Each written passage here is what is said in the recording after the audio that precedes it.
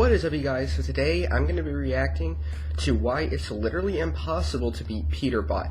This video is made by a very good YouTuber named RaySub, and he does a lot of other Fortnite content. Shout out to him for this video, but today I'm going to react to it and see why it's literally impossible to beat Peterbot. If you like more videos like this, be sure to hit that like button and subscribe. Without further ado, let's get into it. This is just kind of a breakdown of Peterbot's mechanics, so let's just get right into it. Usually when I break down the fighting style of pros, I have to look at low-level solo cash cup games where they're fighting against less skilled players. But with Peterbot, he was able to drop 83 eliminations, an average of 8.3 a game in the finals, against the best players on the region. The finals, he won this tournament by over 120 points. So let's see why it's literally impossible to beat Peterbot. Pete lands at Crime City, and in his successful games, he averaged 3.4 eliminations in the first two zones. Crime City has a few advantages, but one of them that isn't talked about that much is actually these slurp barrels. In total, Crime City has 31 slurp barrels, the most of any POI, so players leaving here don't have to waste as many of their inventory heals. In this game in particular, everyone else who landed at the POI disengages, but in most games, this isn't the case. When Peterbot does have to actually fight them, his strategy is pretty much just to grab a shotgun and run at them as fast as he can. If you're Peterbot and you have the best aim in the game and you are the best fighter and you just have any weapon, you're probably going to win more fights than you actually lose, so the faster he pushes the players, the more loot there is left over for him to take. Plus, doing this quickly gives him siphon materials, which gives him a material advantage over the other contesting players. So being able to finish fights quickly is a massive advantage. Once he's cleared out Crime City, he then goes for the vault, which gives him over 800 gold and 2 dilbits, which he can then take over to the black market to the north to buy a boon or any weapon upgrades that he needs. Now in Chapter 6, the train has a guaranteed mythic pump in one of the rare chests for some reason, so players often land on it just to capture it straight away. Once the 2 turrets on top of the train have been destroyed, the train will stop moving, and since the train always starts in the same location, this means that it nearly always stops somewhere close to Crime City, so naturally this is where Pete rotates to next. Now in game 1, this was already looted and the player had rotated away, so he obviously cannot get the mythic pump. However, there is often a good shotgun left behind, since the player who took the mythic either dropped something or didn't take another shotgun over this. So in this game, Pete is able to upgrade to a purple pump. Now, I actually lied. Just because the mythic sentinel pump has been looted, that doesn't mean that Peterbot can't get it. Because the player who claims the train will most likely get the unstoppable medallion from fighting the Fletcher Kane boss that also spawns here, this means that they are shown on the map. So Peterbot will always know where the player with the mythic pump is just by simply checking his map. So in game 2, where Rapid is the one who claims this loot, he chases him across the map, fighting him for over 5 minutes until he lets him out and claims this shotgun. He also does this in game 6, following the player all the way to magic mosses before fighting him and taking him out.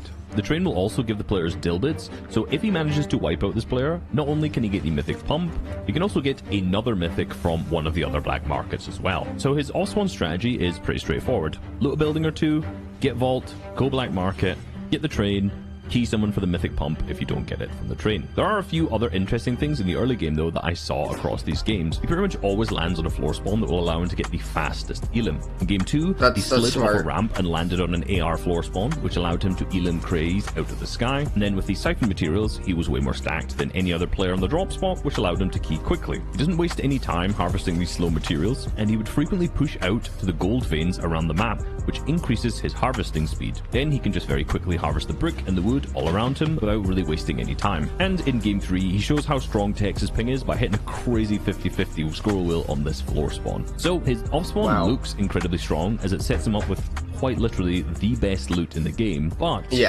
also died in the early game in 5 of his 10 games, and there's a bit of a trend in all 5 of them.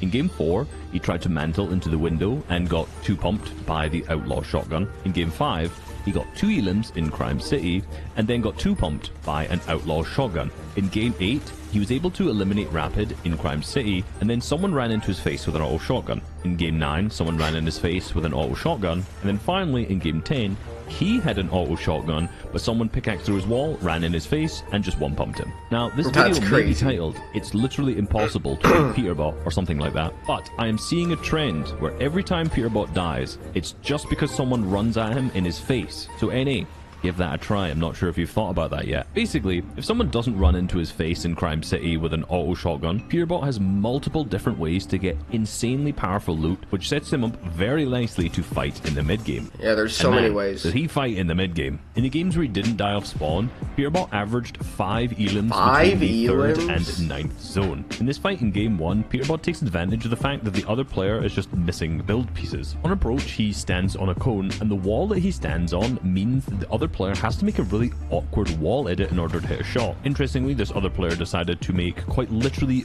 the worst edit he possibly could have, being a bottom left for himself and a bottom right for Peterbot. So don't do that, by the way, if you're going to try and edit on someone at this angle. But regardless, Peterbot approaches this with his pickaxe out, and his crosshair placement is directly in the center of the wall, which means that even if the other player had done a good edit, his pickaxe would almost be guaranteed to hit the wall. If your crosshair is here in the center, the only edits they can do that will actually make you miss would be a top 6 tile or one of the side 6 tile edits. So by keeping your crosshair directly in the center of a wall, while and nobody makes those edits like ever. Now, since the other player had just edited, the wall is weak, which means he can take it in one hit. But as he does this, he slides a ramp in and replaces the wall at the same time. Then his edit selection is absolutely perfect. He decides to do a bottom right edit, then grabs the wall to the left, which the other player was missing, and then edits the ramp. But most importantly here, as he does this, a lot of people who end up doing Mongol Classics, as this is kind of called, run inside of the box and may end up 50-50ing. But Peterbot does all this whilst still just standing still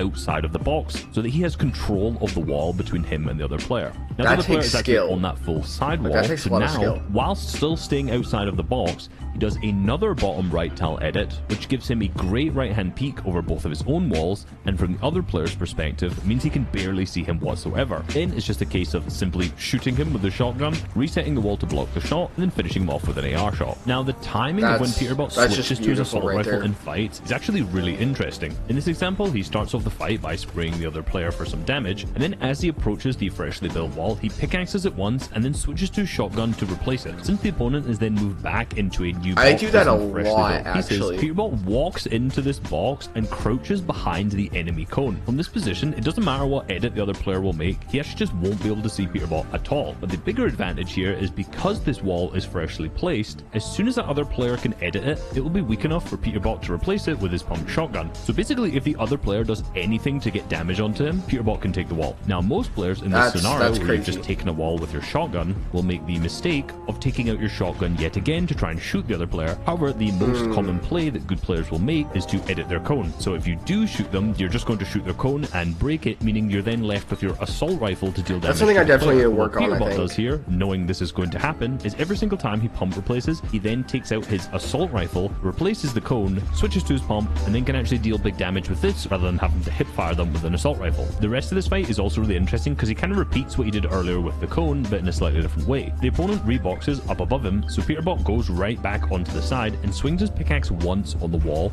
and then just pulls out his shotgun. Now remember, the structure damage of this is so high, and the wall was freshly built, so no matter what edit Leon makes, if Peterbot keeps his crosshair on the player, he can either shoot Leon, or if Leon makes an edit where he's hiding behind it, you can just replace the wall. So basically, just by swinging your pickaxe once and then staring at the other player, you guarantee yourself the advantage as long as your reaction times are fast enough. Mine are not. It's important to know that one pickaxe plus one sentinel pump shot won't actually break a wall if it starts fully built. So this specifically works because the other player just built it and then edited it, which weakened it down to very low HP. The very next heal in this game is also a really good example of another way that this can be very successful, where he's just taken damage, but the other player is still very, very weak. Now he's standing on the other side of a wall that he shot a couple of times with his assault rifle, so it's also weak, and he just stands here waiting for the other player to pre-fire him. Then, once the wall is broken, he just shoots him back. But the important muscle memory here is that he also places his own wall instead. This means that if the other player didn't shoot his own wall, or he had just placed a fresh one, Peterbot would be able to grab this piece regardless. One of the reasons he's able to do this is because of what I call the shotgun time. Now, originally I was going to call this the pump time, but it's not that kind of channel. Watch this next elimination and look how long he has his shotgun out for. Every single time he does an action, every build he places, every time he pickaxes, just before every edit, he always has his shotgun out and he's always staring his crosshair right at the other player. I would predict that like 80% of his fighting is just just him looking at the other player with his shotgun out. Not only does this allow you to shoot them or take their wall if they edit, but it also just allows him to read and predict what the other player is doing. But do you see what Peterbot is doing in this clip? He's kind of just standing in the open, half behind this peanut butter edit, just reloading his shotgun. And you might be surprised to hear that this is actually an amazing box fighting strategy. One of the most important parts of fighting is continually applying pressure to the other player. You can do this by pickaxing, shotgunning, or spraying with a spray weapon. But something that holds you back is reloading, because any time spent reloading is not time spent shooting or pressuring. Now, what a lot of people don't know about the pump shotguns is that as you're reloading, you can actually just cancel this by shooting. So something that Peterbot does all the time is that when he's predicting another player to edit, he just reloads his shotgun. This means that if they edit, he can shoot them or shoot the wall to replace it, and if they don't, then he's just got another bullet reloaded into his shotgun that he can then continue to pressure the other player with. Another thing Peterbot does really well is phase in. Now, most people know how to phase into a box, but there's actually a new one this season. I can like never do that. Like, I always try to time a wall phasing by just shooting it or pickaxing it as you walk forward, but the faster you move, the easier this is. So in this example, Peterbot opens the fight with a big... I don't know if that's like because I'm on Switch, or if it's because like I just don't know how to do it.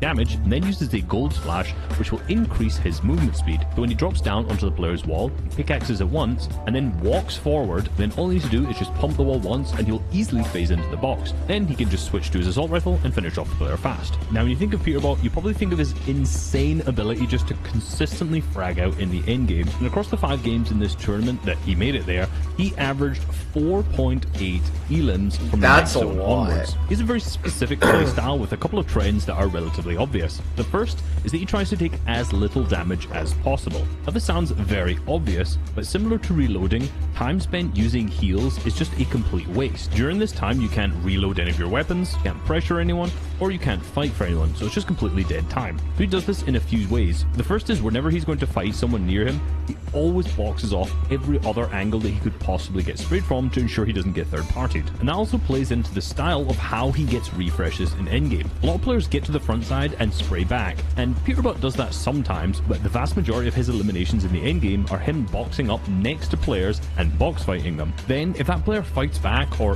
realizes that Peterbot is actually on his wall, he'll usually switch targets and go for someone else. Now, the way that he finds these players is that he's consistently scouting. He'll rotate, make 1 or 2 boxes, and then you'll just see him spinning around at his box, looking at every single angle, gaining as much information as possible. Now, as I mentioned, he does spray back sometimes, but a lot of the times what he does is actually wait for the zone to catch up and then spray players that are rotating in front of him. Now, it's really hard to 200-0 someone in this scenario, so after beaming them, he basically just chases them and then box fights them. In game 3, for example, he cracks a player who's jumping to the front side, and then as that player starts to get lobby focused, he actually jumps over where that player is boxed to go behind them to ensure he doesn't get shot, resulting in this player getting pinched by the lobby spray, and then also from Peterbot on the other side. Basically, he's the best fighter in mid-game, and he just makes really smart rotates in the endgame, and then just uses that box fighting skill to fight all the players around him. Now, if after all this you're still sitting there thinking, man, he just cheats, you can click on this video on screen right now to see how Peterbot beat the allegations. Yeah, I mean, I've known for a while that Peterbot does not cheat. Like, he just does not. Not sponsored, by the way, by this ad. But yeah, thank you guys so much for watching this video. I hope that you guys learned something. I definitely did. And make sure, once again, you hit that like button and subscribe. And I will see you guys in